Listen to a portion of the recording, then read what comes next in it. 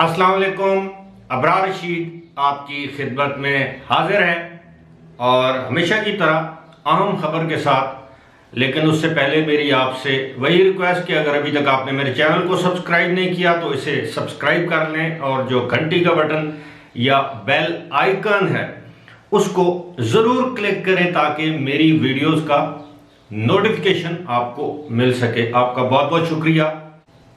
खबर यह है कि हुकूमत पाकिस्तान ने यह फैसला किया है कि यूएई में हुकूमत पाकिस्तान की मुकर्रर करदा लेबॉर्ट्रियों की टेस्ट रिपोर्ट ही मानी जाएगी, यानी उन लेबॉर्ट्रियों की टेस्ट रिपोर्ट जो कि कोरोना वायरस की नेगेटिव रिपोर्ट देंगी। वहां से यूएई से पाकिस्तान आने वाले तमाम मुसाफिरों के लिए, चाहे वो पाकिस्तानी हैं, अमाराती हैं या उनका ताल्लुक किसी और मुल्क से है। सूरत हाल यूं है कि आपके इल्म में होगा कि तकरीबन एक हफ्ता पहले और 1.5 हफ्ता पहले यूएई से और बहरीन से कुछ मुसाफिर आए जिनकी तादाद तकरीबन 56 या 58 बनती थी। 2 मुख्तलिफ परवाज़ों में मुसाफिर आए। पता ये चला कि उनमें कोरोना वायरस पाया जाता है, जबकि वहाँ से वो जो सर्टिफिकेट लेकर आए उन सर्टिफिकेट्स में ये दर्ज था कि इनको कोरोना वायरस नहीं है। यानी वहाँ से वो नेगेटिव सर्टिफिकेट लेकर आए और पाकिस्तान के एयरपोर्ट्स पर उनको पॉजिटिव जाहिर किया गया या उनके जो नताइज आए वो पॉजिटिव थे। अब इस हवाले से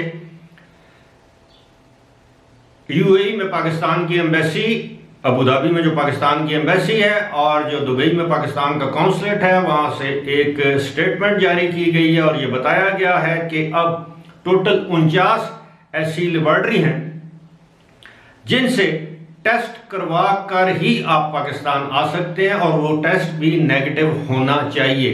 अब इन लेबॉर्ट्रियों को हुकूमत पाकिस्तान ने वहां की मुकामी एम्बेसी और कौंसलेट के जरिए वहां पर अपना एक किस्म का सरकारी नुमाइंदा या नुमाइंदे मुकर्रर किया है।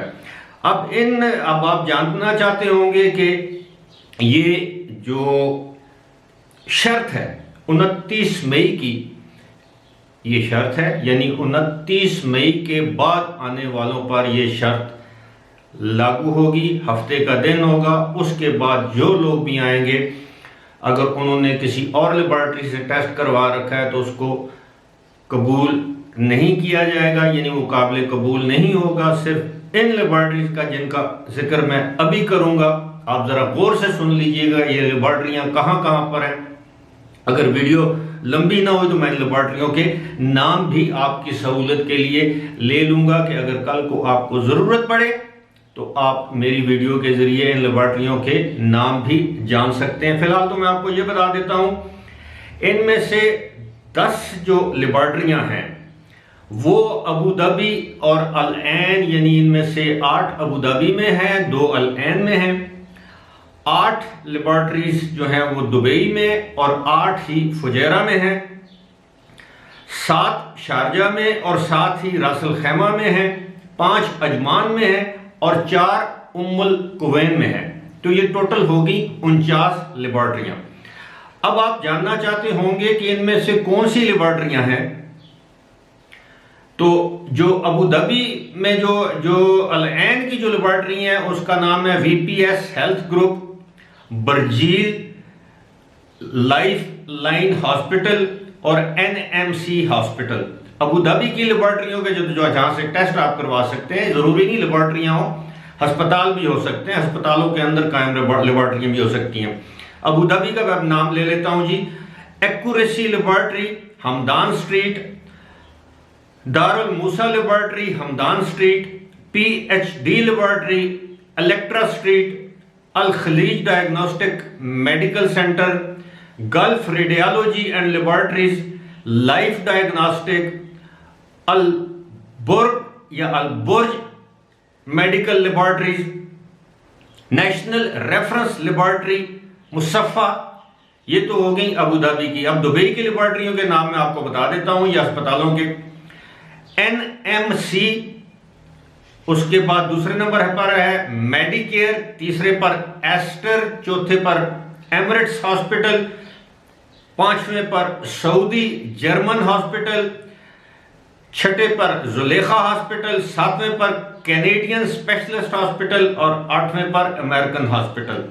रास अल खैमा का मैं आपको बता देता हूं जी, NMC Saqr hospital, NMC royal medical centre, Ras Al Khaimah hospital, Al Jazeera health centre, Ras Al खैमा हेल्थ सेंटर, अल मनाई हेल्थ सेंटर, शारजा का सुन लें जी, शारजा में काफी पाकिस्तानी रहते हैं, एनएमसी और Thumbay labs, Aster, Medcare, Emirates hospital, Star Metropolis clinical lab, Darul Hikma medical laboratory, Fujairah की 8 लेबॉर्ट्रियों का नाम सुन लें जी, NMC, Pure Health, Thumbs laboratory, Thumbay laboratory, Fujairah hospital, Fujairah exhibition centre, Al Sharq hospital, Mirashid health centre, Dibba hospital, Ajman का NMC,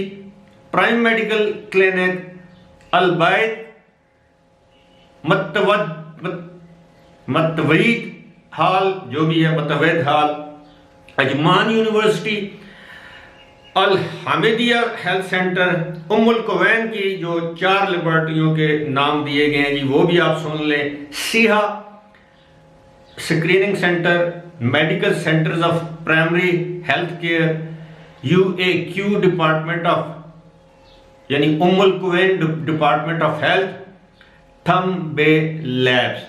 अब ये 49 लेबॉर्ट्रीज के नाम आपके सामने आ गए हैं। आपको बता दिया गया है कि किस किस शहर या अमारात में कितनी लेबॉर्ट्रियां हैं और उनके नाम क्या हैं। अब आपके लिए काफ़ी आसानी होगी, आप वहाँ पर जाकर उनसे अपॉइंटमेंट लेकर वहाँ से आ सकते हैं। एक अच्छी बात आपके लिए ये है कि अब हुकूमत पाकिस्तान ने UAE से पाकिस्तान आने वाली जो परवाज़ें हैं उनकी तादाद 20% से बढ़ाकर 50% कर दी है। यानी पहले 80% कम कर दी थी, यानी 20% परवाज़ें आ रही थी, अब उसमें 30% मज़ीद इजाफा कर दिया गया है। तो अब वहाँ से 50% अब परवाज़ें ऑपरेट हो रही हैं। आम तरीके से इसकी मिसाल मैं यूं दे सकता हूं, अगर हफ्ते में पहले 100 परवाज़ें आती थी तो अब 50 परवाज़ें वहाँ से आ रही हैं। अब कौन सी परवाज़ें आ रही हैं ये मैं आपको नहीं बता सकता। पाकिस्तान की तकरीबन तमाम ही एयरलाइंस की जो परवाज़ें वहाँ से आ रही हैं, यहाँ से ऑब्वियसली जाते हुए खाली जाती हैं। और दूसरी बात वो ये है कि अब हुकूमत पाकिस्तान ने इस बात का फैसला कर लिया है कि वहाँ से आने वाले उन तमाम अफराद का एक तो एयरपोर्ट पर एंटीजन टेस्ट होगा और दूसरा अगर किसी में सिम्टम पाए गए तो जाहिर है वो तो 10 दिन के लिए क्वारंटीन में रहेगा ही रहेगा। लेकिन बाहर से आने वाले लोगों पर अब ये लाजिम बनाया जाएगा कि जब वो पाकिस्तान आ जाएं तो 10 दिन अपने घर में आइसोलेशन में रहें, यानी तन्हाई में रहें। अब ये तमाम जो मामलात हैं ये इस जानब इशारा कर रहे हैं कि अब हुकूमत पाकिस्तान बाहर से आने वाले लोगों के हवाले से काफ़ी फिक्रमंद है और इस हवाले से किए गए इक़दाम में काफ़ी ज़्यादा संजीदगी का मुजाहरा कर रही है। इससे अगली वीडियो में आपको बताऊंगा कि मैं कितने दिनों से आपसे कह रहा हूं कि देखें ये लाजमी करार दिया जा रहा है वैक्सीनेशन को, तो अब उस सिलसिले में कुछ यूरोपीय ममालिक ने इस तरह के इक़दाम लिए हैं। वो आपकी खिदमत में वो वीडियो भी लेकर हाजिर होगा। उस वक्त तक के लिए मुझे दीजिए इजाज़त। खुदा हाफिज़।